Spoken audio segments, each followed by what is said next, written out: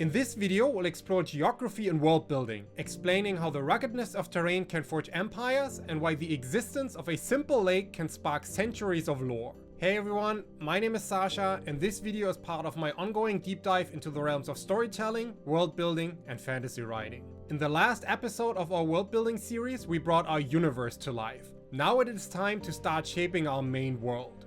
Today, we'll dissect the storytelling power of mountains, rivers, and deserts, explore how natural resources like minerals and forests drive the economies of fictional worlds, and delve into the impact of climate and weather on the lives of characters. We'll also discuss the dramatic role of natural hazards in shaping narratives and how to create legendary landmarks and landscapes that become iconic in your world. But enough with the introduction, let's jump right in.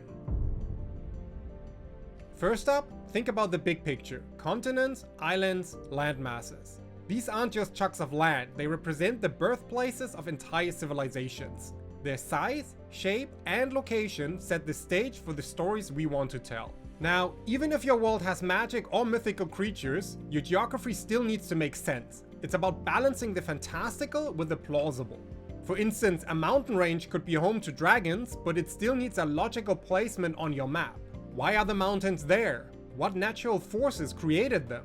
These considerations add depth and believability to your world. Remember, geography is the canvas of your world. It's the first step in determining the broad strokes of your story. A large continent might hint at vast empires or diverse cultures coexisting, while an archipelago could suggest isolated communities with unique traditions. So, as we lay down the foundational geographical elements, we're not just creating a setting, we're setting up the dynamics of our world. The geography you choose influences everything from politics and culture to the conflicts and stories that unfold. It's a powerful tool that, when used thoughtfully, can bring richness and add depth to your world building. Let's dive deeper into the role of specific geographical features and how you can use this knowledge to enrich your world building. Starting with mountains, these majestic formations often emerge where tectonic plates collide, pushing the Earth's crust upwards. In your world, a mountain range could mark the site of such ancient geological activity. These areas might be rich in minerals, leading to mining settlements or conflicts over resources. Think about how this affects the societies living there. Do they revere the mountains as sacred places, or exploit them for economic gain? For example, in my world Alitera, the Whispering Peaks on the continent Eridoria are not only a source of rich minerals, but also hold significant cultural relevance. They heavily influence the beliefs and practices of the Eridorian people. Next, we look at rivers. Essential to life, they generally begin in high areas like mountains or hills, flowing downhill towards larger bodies of water. This natural flow influences how civilizations develop. Cities and settlements often spring up along rivers for water supply, transportation, and trade. Consider how the course of a river in your world could shape the journey of a character or the development of a city. In Alitera, the river Eltherion, originating from the Whispering Peaks, is the lifeblood of Eridoria, supporting both its agriculture and serving as a critical trade route. This key role makes it fundamental in shaping the development of entire civilizations. Forests, on the other hand, are ecosystems teeming with life, often developing in areas with sufficient moisture. The biodiversity of a forest can be a source of food, shelter, and resources for nearby populations. In your world, a forest could be a refuge, a source of mystery, or even a battleground. Think about its inhabitants, both human and non-human, and how they adapt to and interact with this environment. Last but not least, we have deserts that form in regions where evaporation exceeds precipitation, creating harsh, dry environments. They challenge the survival of any living being.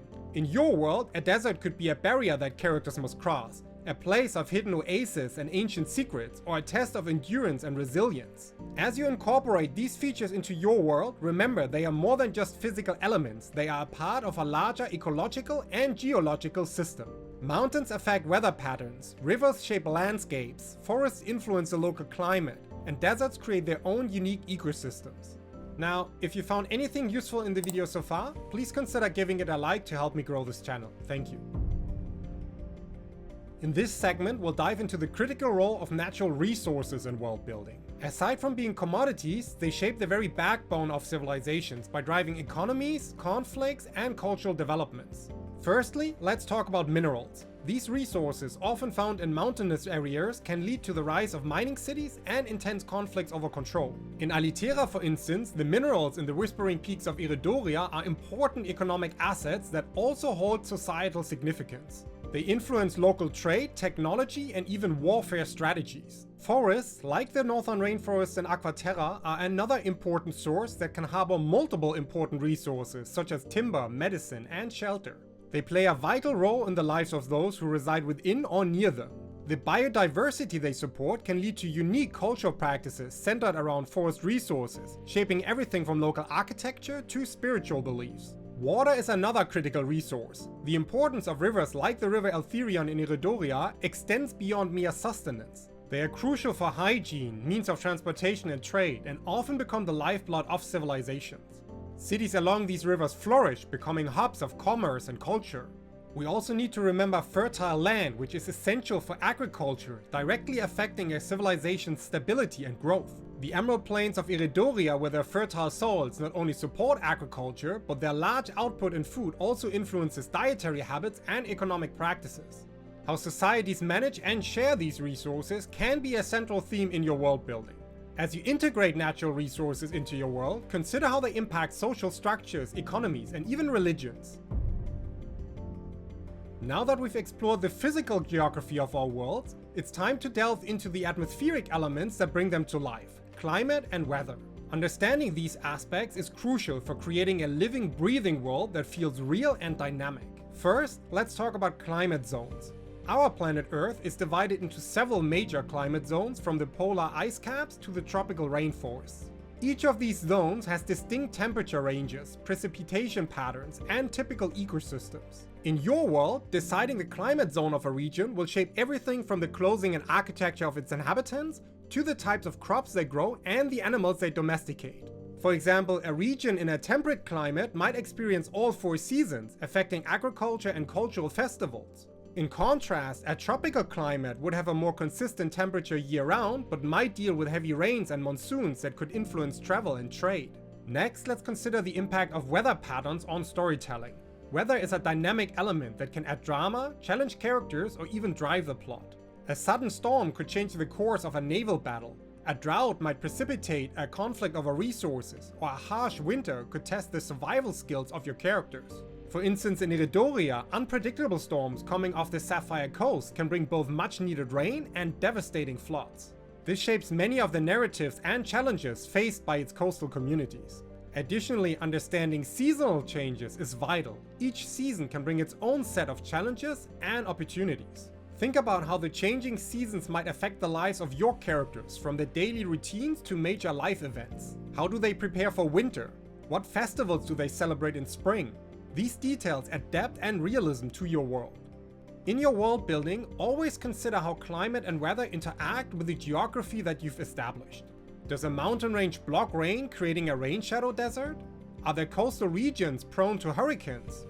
These elements should be consistent and logical within the context of your world's geography. Natural hazards, from earthquakes and volcanoes to storms and tsunamis, add an element of unpredictability and drama to our world, affecting its societies, narratives, and landscapes. Earthquakes, for instance, can have profound effects on urban development and architecture. In your world, societies living in seismically active areas might develop unique building styles or disaster preparedness rituals. Volcanoes, on the other hand, while destructive, can also be sources of fertile soil and mineral resources. Civilizations might worship them as gods or fear them as monsters.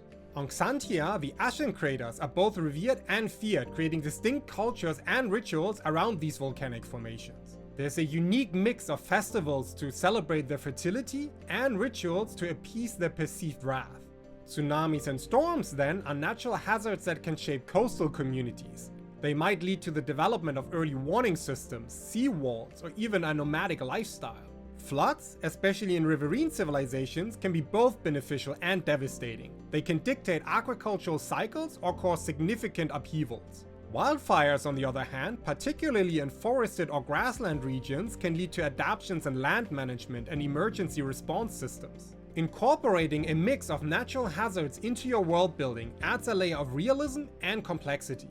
Natural hazards should be an integral part of the ecological and geological fabric of your world. How your characters and societies respond to these challenges can reveal a lot about their values, ingenuity, and spirit. In this last segment, we delve into the creation of legendary landmarks and landscapes that can become iconic features in your world. Such geographical marvels are not just visual spectacles, they can also carry deep cultural and narrative significance. Landmarks can be natural or man-made, and each can become a symbol or focal point in your story. For instance, a towering mountain, a vast canyon, or an ancient tree could be sacred sites or places of power.